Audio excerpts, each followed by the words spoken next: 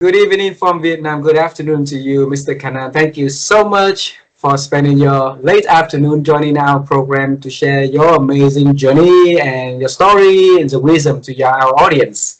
And on behalf of the listeners around the world, we want to say thank you. Wonderful. It's really an honor to be talking to you, and the just fact that when you reached out to me, my memories went for a jog because some of the best times I've had in my career has been in Vietnam for 8 years when I was there. So I'm glad that I'm here with you, and I hope together we'll be able to share some wonderful conversation, have some wonderful conversation, and share to your audience and to everybody else some good experience that will go a very long way. Thank you very much for giving me this opportunity. Thank you, Mr. Kannan. And as the HR, advisor, we want to say thank you to you also because those years that you had at Vietnam was a very early age for our HR profession there. So Yes. people like you come in and help us to build the foundation, to bring the insights over, and to help us to set up the everything to go to the next level. So we really appreciate to have you to come and help the country when we needed it a lot. Thank Okay. you.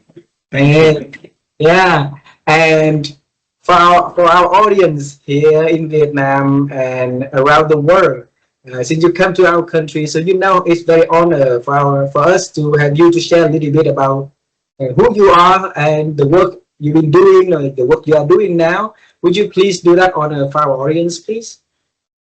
Well, right now I'm on my own. I'm doing consulting. My space in consulting is helping companies building a diverse and inclusive organization.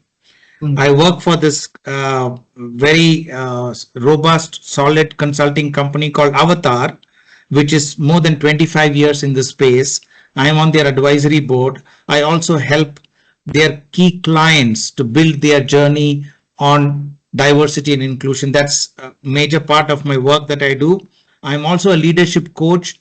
I work with leaders to build humanity in leadership, right? So the organization that I work with is LEH, Leadership at Humanité. It's a French word, uh, you know, coming from the belief that we need more humanness in leadership. So we have this program, and we do this program across the globe. I'm a change partner based in India, and I work with leaders from India and in the region. And this is a 4 months program. So this is another area that I work with very closely. I'm also on the advisory board of a couple of companies, advising them on talent related matters. And of course, my daughter keeps me busy with her activities, and she is a self advocate. So I work on her assignments, and that's how we are trying to keep ourselves as a family meaningfully engaged. Wow, wow. And you look at your career and you've been travel the world, working in different countries and have organizations to establish that presence and that foundation for future growth. And now you've been helping organization for them to do the same thing and accelerate in the ever-changing world. And Kanan, you share with us in less than 2 minutes. That's not fair for our audience. Okay. So as I said with you earlier, this conversation is for us and for them to understand more about your journey. All right. Okay. So we will travel time together. And how does time sound to you? Okay. Fair enough. Fair enough. Yeah. I'll lead the way. Prior. I'll lead the way so you see where we're going with travel time. Okay. Okay. When I was born in Da Nang City. Remember Da Nang City? Uh huh. Of Yeah. course. So Of yeah. course. So 40 something years ago, it's very small city, poor city with a lot of poor families. I was born in that poor family in the poor Right. city in the poor community, right? Right. And one day we had electricity. The next day or two, we did not have electricity at night.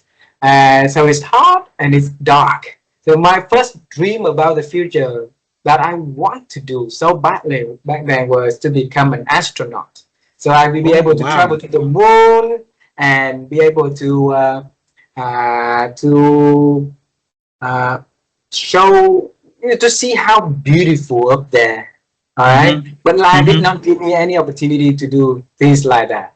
Except that I've Mm-hmm. been interviewed a lot of amazing astronauts. One of them came to the moon and walked on the moon himself, and the youngest one out of the 12 who ever did that. So for Wow. you, yeah, for you, when you were little, what was your first dream about the future self, though? Well, to be very honest, my life, like you talked about very briefly about yours, was not very different, right? Even in India, when I grew up, I grew in a small town.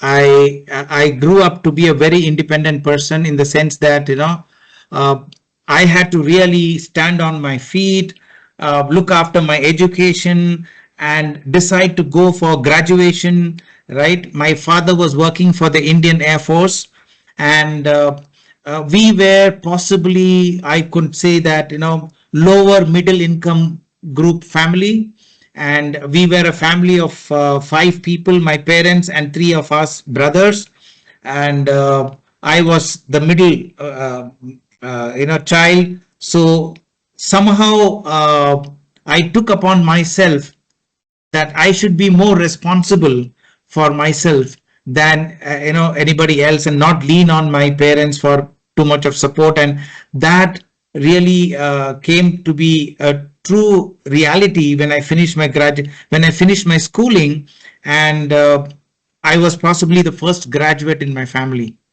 and Um, I went on to study graduation, and that is when I somehow had interest in people. I was wondering how people's behavior impact relationships. How can we build a relationship, that bondage between people? And I used to sit in small shops that sell tea and coffee, and look at people coming and going and wonder, oh, this person probably could be, from this strata of the society. Oh, I think this person must be a big man in the university, and therefore I need to look at how he's behaving and things like that. So I used to get inspiration by looking at people. ah, then then I decided that I need to study further if I need to make a impact in the surroundings and in the society that I'm living. So I decided to study further education. Of course, my parents couldn't afford to further my education, so I had to work while I study, and which many children are doing today in when they go to the foreign countries and when they are on their own. But I had to do it in my own country, and try to figure out how I can do the best in terms of education. So I was working for a PhD scholar, and I used to go around collecting data. He was an HR professional already. He was a very leading HR professional, and he was doing a doctorate. So I used to work for him freelance, go around collecting data for his PhD study. And in the process, I got to know, meet, and understand the HR function even before I got my first job. ah, Right? I used to walk for miles together because I had no money to travel by a bus. I had no money to go to a restaurant and eat food, but I used to walk on my feet, in the and go to various factories, institutions to gather this data. That is when I realized that there is nothing better than understanding it from the ground up, ah. right? And then by the time I finished my post graduation in human resources, I was being interviewed for some jobs in some large companies, large groups, as a management trainee. But I wasn't very keen in taking up those jobs because I did not want to be one among 100 people. So I chose to do a much smaller job, but at a factory, so Mm, that I can learn about people and human resources from the ground up, mm. right? I didn't want to be learning and understanding human resources sitting in the office. So I went to work in this factory as a young personnel officer. We were those days called personnel officers. Yeah. Personnel. Yeah. Personnel officer. And the first 4 years was huge learning. Fortunately for me, I had several mentors along the way. So after I worked for about 10, 12 years in some companies in India, ground up as a personal officer, going to the labor department, talking to the labor unions, understanding the profile of the workmen, what they need, working very closely with them. Then I decided to join PepsiCo. That was way back in 1997. Wow. Okay. Yes. This time I decided to move being a being a big fish in a small pond to being a small fish in a big pond. Right? Different. Yeah, very different. And I wanted to test my skills to be a small fish in a big pond and see if I can grow. Ah. So I moved from one part of my country. I was in one state, from like how you move from Ho Chi Minh to Da Nang or Da Nang to Hanoi. I moved from Chennai to Bangalore for this job, and I was very happy. But within 6 to 8 months, those days, FMCG was very difficult. It was just coming up, and there was huge struggle to establish yourself as an FMCG company. I remember those days, PepsiCo used to have this drive for recruitment saying, we want 100 salespeople in 100 days. Just imagine the pressure that would be there on the HR folks, right? We used to have factories running 24/7, and you need to keep them running. You can't afford to have breakdown because of union, right? And I went straight into that, and it was like baptism by fire for me in PepsiCo, right? So today I can say this: when I started my career in PepsiCo, initially I found it extremely difficult. I was even doubtful whether I can survive because of the pressure. Okay, and the business was very strong. The business leaders were very strong. They had a say in everything. HR did not have as much say. Okay, so if I used to go in the morning to the office, I would find my business head telling me, Kannan, I don't want this salesman from tomorrow. I don't want this customer executive. Sack him. I would feel very bad, but I know nothing how to defend this customer executive, right? So I said, how can I be better at this? Wow. So I said, to be able to talk to my business leader, I need to learn business. And I'm sharing this experience with you because in today's context, not many people understand knowing business is very important for any role that you play in an organization. If you don't understand the business, you cannot be successful. Right? And this is what I kept driving from that moment onward. So what I did was, I used to get up early in the morning. I used to go down at 7 o'clock, load the Pepsi truck, 7 o'clock in the morning, go sit in the truck and go sell Pepsi. I'm a HR person. I'm the general manager HR for that business. Okay. But I did not think about my position. I did not think about my role. My only thought was, if I have to be successful as a HR person, I need to know the business cold. And how do I know the business cold? Only if I go and sell Pepsi, I know the business cold. Go with the ground. I'm in the ground. I'm with the salesman. So I did this almost twice a week. Initially for 3 times a week, then I did twice a week, and I continued to do it as long as I was in PepsiCo. Wow. Okay, but I wouldn't sit on the truck much later, but I would go to the market. I would walk the street with the salesman. I used to do that. So what happened was, that gave me a seat on the table with the business leader. So when the business leader would tell me about the performance of an individual, I could tell him, no, I don't think you are right, because I worked with him in the market. This is my report, and I do it every week. As much as you think you do, I also do. And I know him as a human being. So Wow. let's be more kind. Let's be more empathetic. Let's provide that support that is required for him to be successful. And that is how I learned the business. And that is how over a period of time, I grew up in PepsiCo. And then after about, almost 10 years in PepsiCo, I had this opportunity to go to Vietnam and work in Wow. Vietnam. By then I had become the vice president HR of PepsiCo in India. And then I moved into Vietnam as a director HR. So that is the next phase of my journey. So my journey, if I say my work experience in the corporate is about 35 years, Uh, 21 years is been with PepsiCo. wow. Yeah.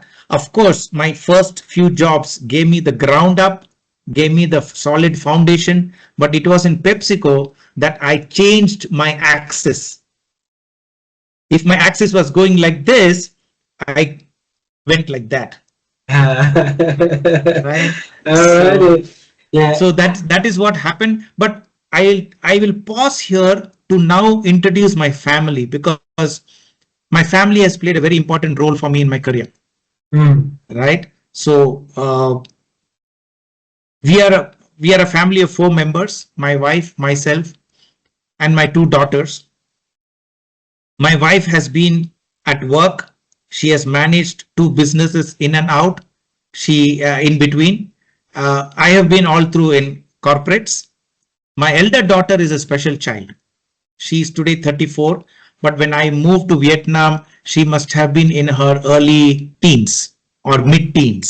My younger daughter was in her early teens. She joined the 8th grade when I came to Vietnam. Wow. Okay, so both these young girls moved along with us to Vietnam. My elder daughter, being a special child, already had a lot of inputs from us as a family, as parents. My wife closely worked with her, gave her early intervention, developed her. She was already a performing artist. She used to dance, the Indian classical dance. She used to go for theater performance, and she used to be very good at creative movement therapy. That's the Wow. way special children learn. Okay. So when we came to Vietnam, one of the challenge that we faced was my younger daughter was finishing schooling, and we were wondering, and she wanted to go abroad for her higher education. Okay. So we were wondering whether she should leave us and go, because we had a special child. And as parents, we were also worried how we would manage. Okay. So it was at this time that as a family, we were very close. Every weekend, we used to sit together on Sunday around a table and meditate and talk about everything in our life that happened in that week. So the children could say anything, I could say anything. We called it the family mastermind. Mastermind. We used to spend 1 hour, 2 hours. Any visitor coming to our house would also join this meeting. Okay, it helped us a lot. It went on for more than 10, 12 years till the children grew up. Why I'm mentioning this is because I want to bring one incident that changed my life. So during this course of this discussion, every week we used to ask this question: should my younger daughter, Kajol, her name is Kajol, my elder daughter's name is Karishma. Okay. We were asking this question: should Kajol leave us and go? And we did not find any answer. Mm. Okay. Gajong. Whether Kajol should leave us and go for further education. We were discussing, but we could not find an answer. And it went on for weeks together. All through this conversation, we did not ask my elder daughter what she thought about it. Why? Because we thought she's a special child. What value she can add. Okay. After some weeks, my elder daughter put up her hand and she said, "Can I say something?" We were wondering what she's going to say. And she said, "This is Kajol's life. This is her career. This is her life. Life must go on. Let her go. Wow. That's all she said. Everything changed. You know, that was a profound realization for me, that we talk so much about building an inclusive culture in the society, in the organization, but inclusion happens at home.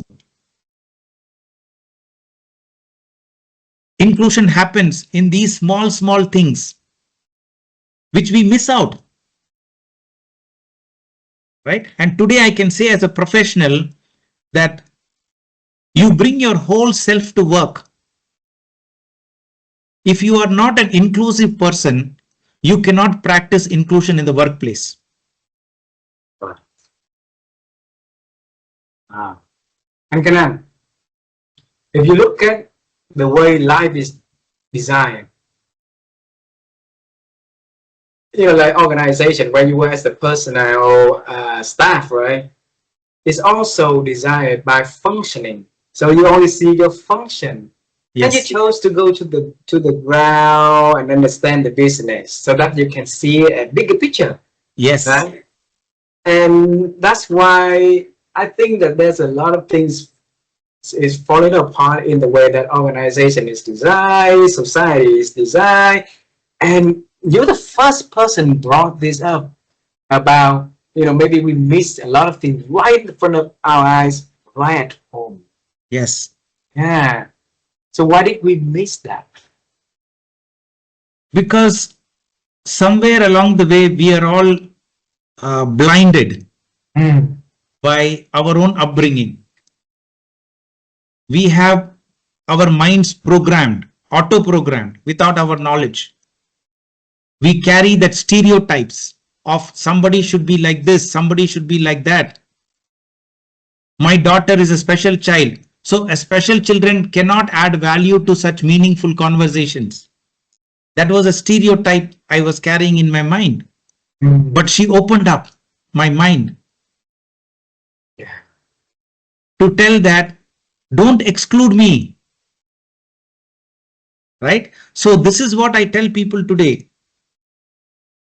If you don't intentionally include people, you will unintentionally exclude people. This is what happened. This is what happened in the example I gave you. I did not intentionally include my daughter in that conversation. Therefore, I excluded her. And she reminded me. This is very important for us as human beings. And we are carried away by the bias, by the stereotype, by the auto-programming that we are coming up, watching our families treat each other, watching the society treat each other. We believe that is right. But there is something else that we are all coming up with privilege. We need to use that privilege. Wow. So if I don't want to have that blind spot with me, I don't want to have, you know, miss the opportunity to see a bigger things, or to miss the beauty things that may be running in front of my eyes every single day, right? What can I do? What can our audience do to build up the capacity of observing, not missing out, you know, those, you know, simple things to the big things that run in front of our eyes like that, Kannan? In my view, I think we should open up our heart. See, as human beings, we are designed in a particular way, right? A lion in the jungle will behave in a particular way because that is how the lion is made. That is how the creation is made, the lion, to kill an animal, a prey, to feed for itself. Yeah. But as human beings, we are not made like that. We have an additional sense to be able to see, to be able to express our emotions, to be able to be empathetic, to treat everybody with respect. We don't do it always That's a different story. But if we do it, will the world be a better place? Most certainly, yes. And Wow. we all want a better world. We all want a better place to live, right? If you don't practice it yourself, you cannot see it in the other people. Wow. Wow. You see, bring me to those days that you did not have the money to take on the bus, or didn't have a proper vehicle to go and collecting data. So you walk on the street, right? And back then you had the desire of knowing people, wanting Yes. to know more about people. And I think that seed of desire is important, Yes. because that helps you to disregard all the challenge, to overcome all of those things that come in, the tires Yes. that walk in.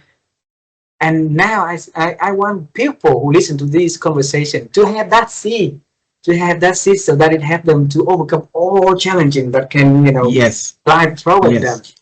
Yes. So Yes. tell us, how did you find that seed? How did you find that?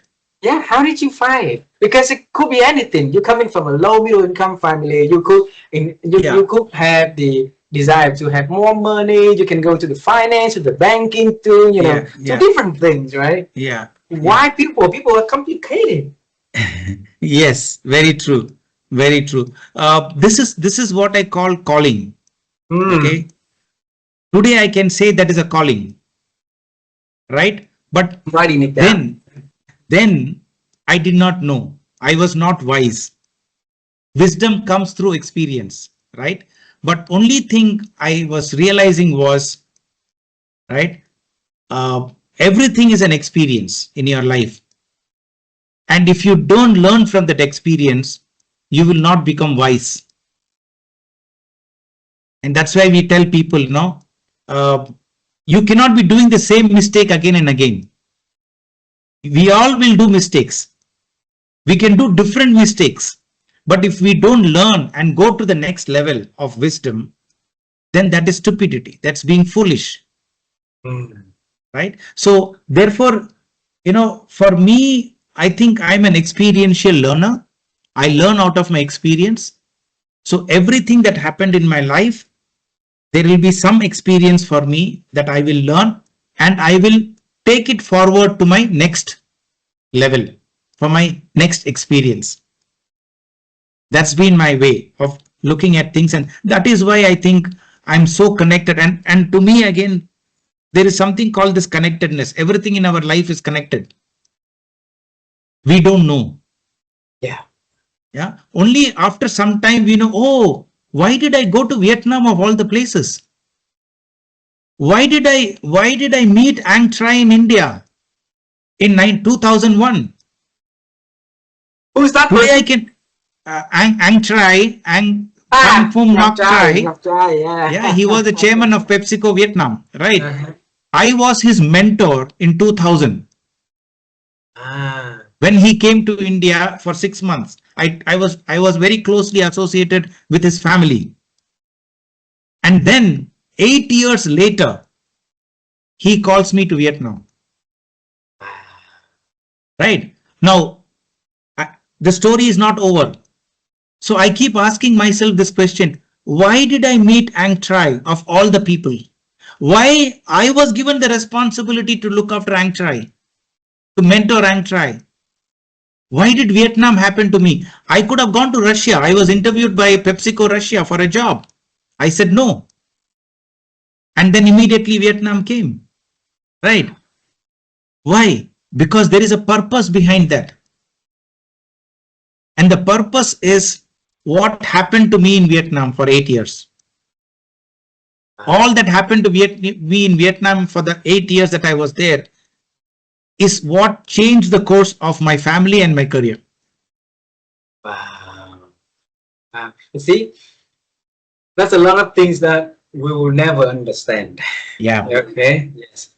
And if life throws to you some opportunity, I think it's best to respond to it with grace, with the best that you could do, right? Yes. And like you never know why Andrei was the one that given to you to be his your mentee, but back then you could reject him, right? You could give him half of the service that you could potentially do, or maybe 40%, 60%, but you gave him your full, care, your full Yes. mentorship, right? And Yes. because of that, he continued to grow, and because of that, he saw the values that Yes. you built into his life. And of course, the giving part will come when time is right. That's The right. question that lead me to another question. I think is important, but I leave that question later. Okay, I leave that question later. I want to bring to one point before that one is the moment that you decided to jump from the small pond, big fish in the small pond, to a small fish in the giant pond, right? So a lot of us have the potential inside of us, and a lot of us, by a lot of reasons, I feel of like not enough, the noise inside of us that tell us not Yes. to go into the big ocean, Yes. and that stops us from seeing how big we could become. So I want to hear you to tell us. So at that 10 years after experiencing a lot of different companies, and Kannan say, okay, now's the time for me to swim into the Yeah. big ocean. What made you? Okay. I said I have something called this calling that keeps coming, and Uh-huh. that consciousness pushes me to go in that direction. Ah, Okay. Just keep that thought with you. I also believe in another thing called, and this is something that I learned from Buddhism. As human beings, we all desire. Okay. And we should desire. Even Buddha desired. Okay. But we should not become desperate. So there is a mm, difference between desiring and being desperate, right? If you become desperate, then you are impacting your life and the current life that you're living. You can desire something and leave it.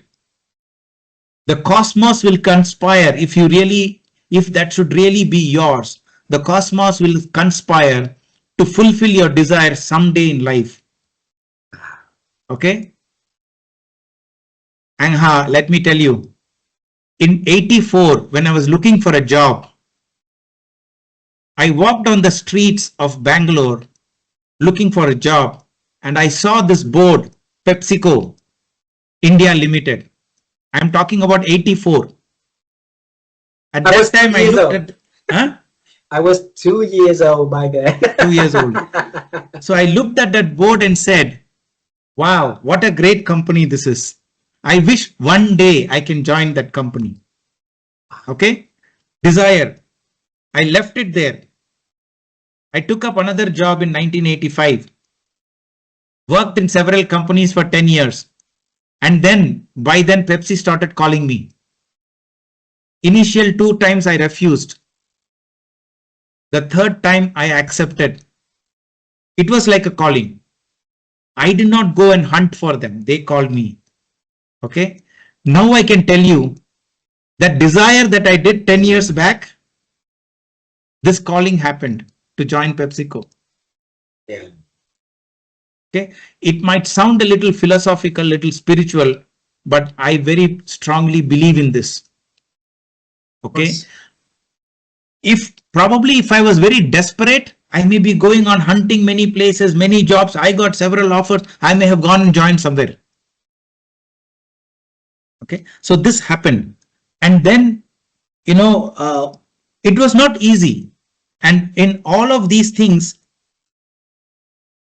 there is a there is a path that is being shown to you. You have to keep your head and heart open to it. Yeah.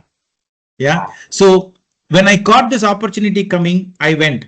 I could have easily left PepsiCo in 6 months' time because of the pressure that I went through in an FMCG company, because the business leaders were overpowering, Mm. right? I could have easily left the job, but I continued to work there because it is through that process that one day I would meet Ang Trai. Mm. And through that process, one day I would come to Vietnam, and everything else will slowly keep unfolding. And the journey continues. And to be aware of something like this, it is very profound. To be aware of something like this, you got to be living in the moment. Right? If I think of the future, let me tell you again, when my daughter was born, we used to ask this question, why me, God, with a question mark? Why did we have this child? We were going through tremendous difficulties in our life. Okay. And then we had this child coming in our life. And then when we know that she was a special child, we asked, why us? Why are you giving us so much of problem? But within a short period of time, as we were looking at this child and as the child was growing up in about a year's time, year and a half, the realization came to us and we changed that question. Why me, God, with an exclamation, not a question mark. Wow. Which means that I am grateful to you for giving this child to me because you believe I can take care of this child. And then when I started looking at my life from that lens, everything about our relationship changed. And when I say my life, I also include my wife. She's been fully, a part of my life and going through all of these processes. So whenever I say my life, me, it is including my wife. That's a caveat I want to give you. And without her, it could not have been possible. So the point is that the question mark changed into an exclamation. We felt grateful for giving us this opportunity to take care of this child. So wow. So if me want to ask you the question why you gave Andrai 100% of attention, okay, I don't think that needed anymore. I want to bring it back onto the moment of transformative because that is where desire meet, like up outbid the desperation, right? So, Yeah. And I think that eventually when you had your daughter, at first, then you move from the question mark onto the exclamation, like you say. That's transformation right there. Transformation Yes. right there because it's switching from a world of maybe why me of negativity onto the world of opportunity of Positive. abundant Yes. possibilities, right? Yes. What happened back then that made you move swift like that? Yeah. So I can't say it is one particular incident or one situation, but it is a series of realizations that you have, right? And then you begin to realize that having given this opportunity for us, right? Everything starts unfolding. Every time we meet a challenge, we will have somebody coming our way to support us. I told you about the mentors that I've had in my personal life and in my work life, Yes. right? So it is not that we are getting an opportunity without a purpose. So the question in my mind today is, I need to ask myself, what is my purpose in life? So the question between the question mark and the exclamation is, I began to see my purpose in life. Yeah. And this is what we need to ask ourselves. We may be very big people in the corporate. We may be very big people in the society. We may be achievers, but all of us have a purpose in our life. It is just that we have not realized what is the purpose, right? And this, the birth of my child and the way I'm seeing her, the way she's contributing and all of that is the calling of the purpose of my life. Mm. And then I find everything unfolding towards that purpose. I think the world, workplace, society, communities, families will be a lot better if leaders can find purpose early and can truly align their purpose to actions. Because they're two coins, two sides of the coins, right? Yes. And sometimes leader only saw one side of the coin, which is the showing, but the doing's not the same. And that could be for many reasons. And we're not here to say about that. But how can we help leaders to brave enough to have to be courageous to really truly not showing the point and telling the coin that both going to be aligned the same so that they can create lasting impact, create legacy, and years later when the children or grandchildren can grow into this world, those grandchildren, those children will hear about their parents' story and they will be so happy hearing those stories. So what can we help leaders now to really embrace that, Kannan? Like I said, and this is what I've been working for the last 2 years on, building purpose in humanity and purpose in leadership. First of all, we must understand and realize that, and especially COVID has taught us this, right?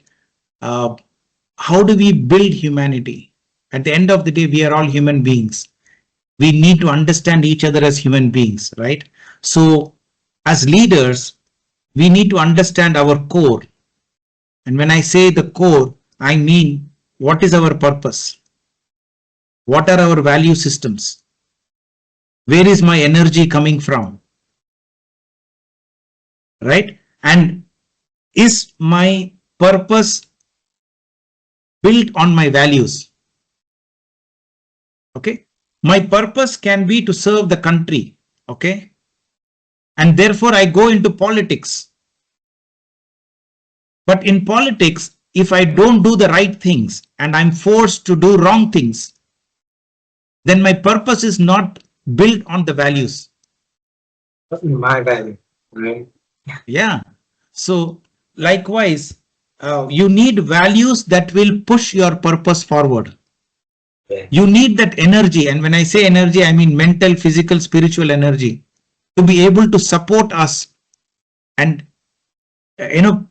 sustain us to build that purpose ahead, to fuel that purpose ahead. Right? And all that along with ambition that you have. Everybody has an ambition. Right? But how do you channelize that? You channelize it through your purpose, build it on the strong foundation of values, and support it with your energy to go forward and achieve your ambition. Right? To me, I think leaders need to understand, because once you get this right,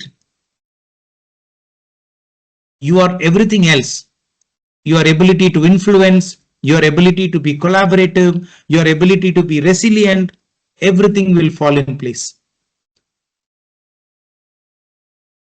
I believe so too. And here's the thing, not a lot of people will be, running a leadership role, right? And maybe the process of exploring self values, build those foundations is hard. I think it's not easy because so many noises out there. Yes. So many things that's showing on the media, on social media, on TikTok, Yes. on Facebook, that is so shiny that a lot of people will fall into those traps of, life is easy and not getting those resilience throughout the year. Right? So if you have, you met, every level in life, and all aspect of life, and if you can tell the people what to focus so that they're not gonna be, like got sinking on the what we call attractiveness devil of life. Yeah. I think the important aspect here is, from time to time, we all need to take a pause and reflect on what we are doing. Okay. Let me tell you, in real time, what is the meaning what I'm saying. Okay. You invited me to be part of this conversation. I can choose to take it as any conversation. I can choose to take it as an opportunity to talk about myself and talk about my achievements, and then, tell people that how great I am. But to me, honestly, I see this as an opportunity to pause. You are giving me an opportunity to pause. And as I'm sharing all this with you, I'm pausing and reflecting on my past. Right? When I do that, I become connected with my roots. Right? And that keeps me going all the time. So this pause is very, very powerful. And today's world, leaders don't have time to pause. They go from one meeting to another. They go from one country to another. They have breakfast in one country, lunch in another country, dinner in another country, go through meetings. Right? They don't pause and reflect what is going on in their life. And from time to time, if we don't take that pause to reflect, right, we will be missing out on living in the present. Yeah. Wow. Beautiful. I have a few last questions for this, and we have a very beautiful conversation. I really love it because of what you say, you chose, right? You choose to come and take these opportunities to pause and have self-reflections. And I thank you for that, because that will make the conversation meaningful a lot for our audience also, because those reflective moment is insights, wisdom that can help them to embed into their knowledge, their body of knowledge, so that they can grow themselves. Right? You mentioned one word in here is that I really like is the word I think. You mentioned that word I think a few times in here. And my wife and I, we love to explore the world of thinking, because we believe that all change happens from there. Right? And we want to help people to improve their ability to think, because we believe that thinking has so many things that diminish our ability to think these days. And every opportunity to talk like this is an opportunity for me to bring out the best way of thinking from the guests like you to come here. So the question for you is, Kannan, how have you been growing your ability to think over the years? Okay.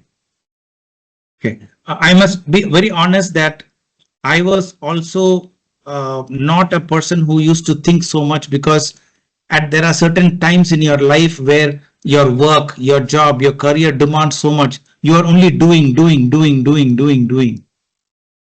Right? And then you realize that if I want to do more, where is that energy coming from? Where will it come from? Right? So I have to practice being. Right? Because at the end of the day, why are we called human beings? Because we are present continuous. So we need to understand and cherish the present moment. Right? So all of us get into this trap of doing, action oriented, right? Result oriented. We want to achieve this. We want this house. We want this car. We want to go this foreign travel. Tomorrow I want so much of bank balance. Doing.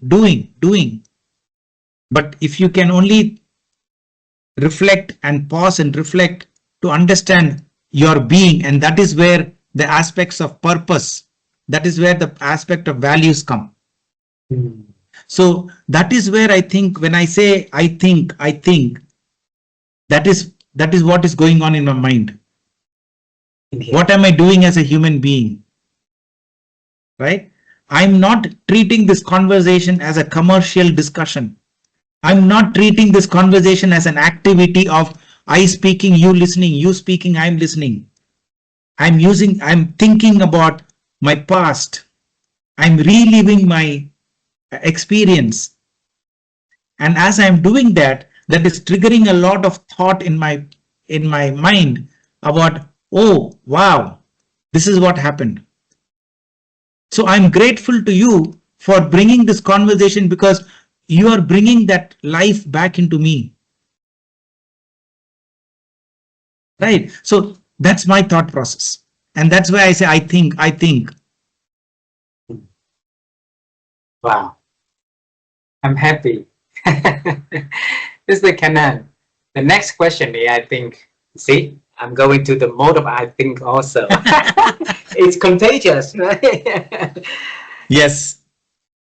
the way I look at what you do, the way I look at through this conversation, and I see that you want to create something that is sustainable in the future, to help people to get into the future with pride, with confidence, with the ability that they will be doing amazing things themselves, being able to swim in small pond, also jump into the big pond and things like that. 2 months ago, again, this is the calling that we don't know. My wife and I decided that we're gonna buy a domain name, the website called sustainabilitymind.com. And then the reason for that is we've been talking about a lot of about sustainability, a lot about practice. But like you said earlier, if we don't lead with that, if leaders don't lead with inclusion, with diversity in their heart and their mind, they will never be able to create that. So sustainability is the same. If people do not have that kind of mindset, they will never have the ability to do what is sustainable for themselves, for the community, and then for the world, right? And we're in the early stage to build that platform up. And the best way for us is to hear experts when they think about a mindset of something is sustainability or having that sustainability mindset. What is that? So I want to hear from you. What is sustainability mind to you? Okay. I've not read much on this space, so whatever I'm saying is very extempore and just coming to me as I speak. Okay. Yes. So split the word sustainability into two parts: ability and sustain. Right? So as human beings, we are all born with certain abilities. We can do something, we can build something, we can continue to do something, right? And create something. Okay? We are born with ability. But how are we going to sustain that ability as we go along, especially those elements that are positive generative? Right? To me, the coming together of these two words is like a continuous process. Okay? To me, sustainability is all about how do you continue to enjoy your life as a family. Sustainability is all about how do you continue to do meaningful business for the good of the society and for the good of the corporation. Of course, you need to make profit. To me, sustainability is all about how do I build good values into the children so that they can carry it forward. Right? And that is the process by which you leave a legacy behind.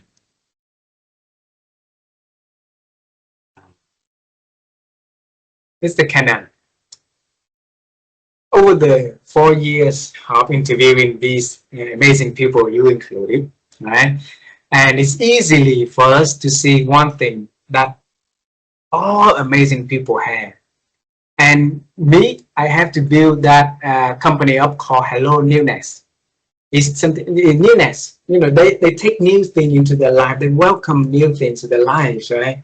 And if I look at when you were growing up, you take that newness that you are responsible for your life, and you take that newness in that only education will help you to get where you go, right? You take that newness into, instead of going to a big company and compete, you chose to go into a company that in the factory and know things from the ground. And you take that newness, you jump into the mountain to the big pond, you take that newness to take and try on to as a mentee, and all of that's the newness.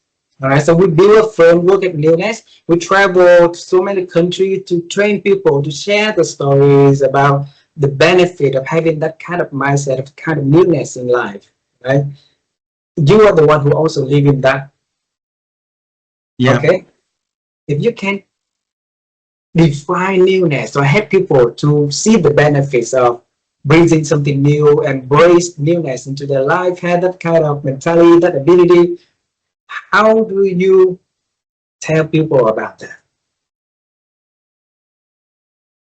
Uh, it's a difficult concept to understand because we are all living in a world today where materialistic pleasures, materialistic things make a lot of impact in our mind. We are conditioned by what we see in the society. We are conditioned by various things that are happening outside, right? So we think newness is all about having a new phone. We think newness is all about buying a new television set in the house. It's about buying a new shirt and wearing that, right? But can you go a little more deeper and see whether in your thought process, in your actions, in your heart, from your heart, are you experiencing something new, something different? And honestly, every day is a new day. The fact that we are breathing today, and if I open my eyes tonight and get up tomorrow morning, that is newness for me, right? Is the fact that I may be thinking about something and wanting to do something else, but my daughter will come and tell me, can we do this? And with that smile on her face and with that hug that she gives me, I can drop everything else and do that and get a satisfaction. That is newness. Of course, we need a nice shirt. Of course, we need a nice car. Of course, I'm not dismissing materialistic possession, but materialistic possession should lead to your happiness. Mm. Do everything with happiness.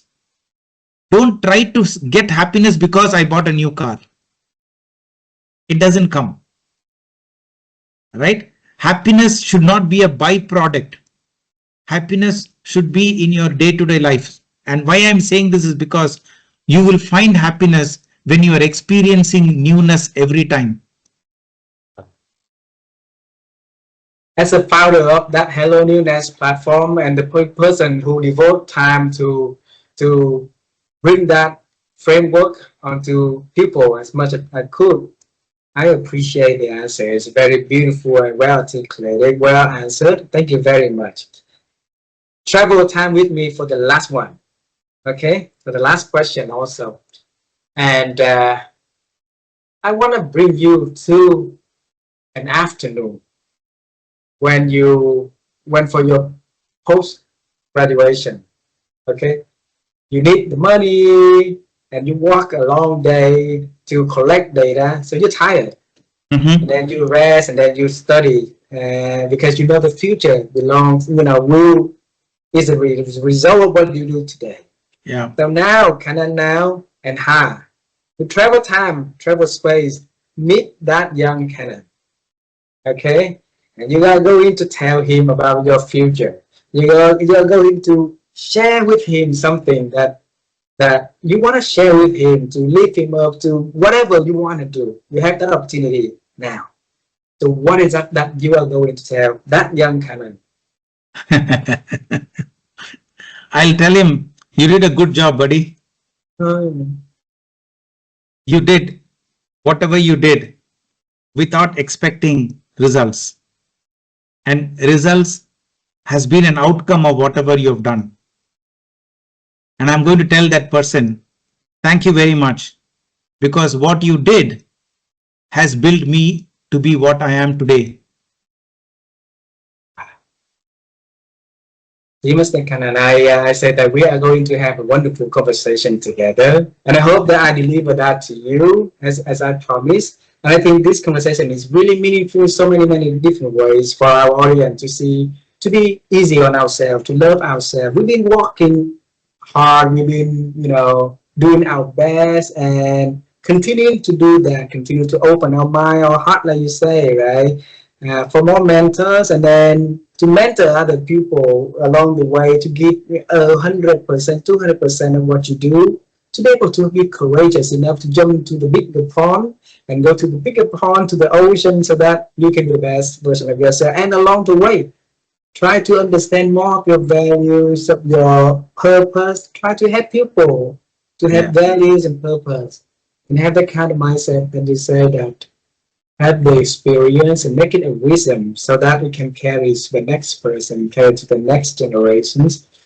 I love this conversation, Ken. I love the opportunity to see you again. If you travel here or somewhere and we be able to see each person, that would be wonderful to give you a big hug again. Definitely, definitely, definitely. And I just want to tell you one more thing. Yes.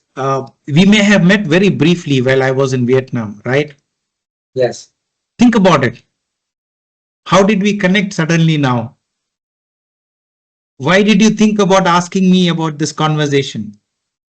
Right? We have never planned this conversation.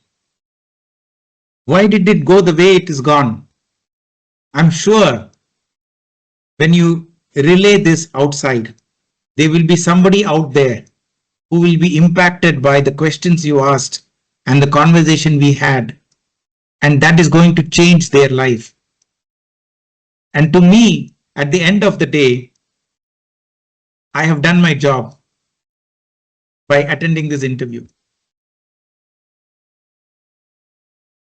Thank you. Thank you. So, besides the fact that Vietnam is very close to my heart, I have a soft corner for Vietnam and I see that as my second home and all of that. But I don't know. Out there is something designed for this conversation to have its own impact. And it will. It will. It will. If not now, then sometime in the future it will, right? Yep. Yep. The cosmic energy will conspire to make it work. Desire. That's what you say. Desire.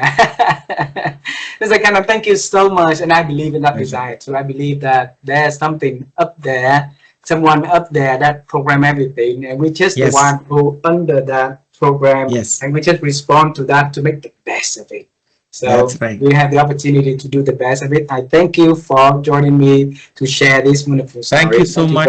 It's been indeed a great pleasure for having this conversation, and thank you very much for giving me this opportunity. I'm very grateful to you. Thank you.